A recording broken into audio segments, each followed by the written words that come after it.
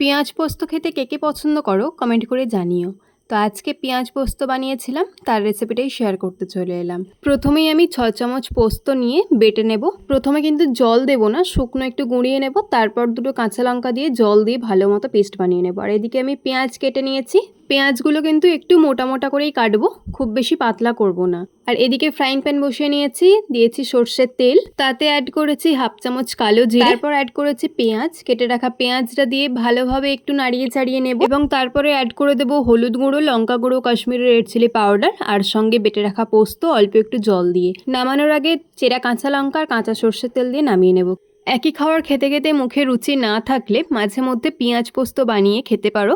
একটু ঝাল ঝাল করে বানালেও কিন্তু খেতে ভীষণ ভালো লাগে। যারা এখনো পেঁয়াজ পোস্ত ট্রাই করনি তারা অবশ্যই একবার বানিয়ে দেখো। তাহলে আজকের মতো এতটাই, আবার দেখা হবে অন্য কোনো রান্নার সঙ্গে। ভালো থেকো, সুস্থ থেকো, আজকের মতো টাটা।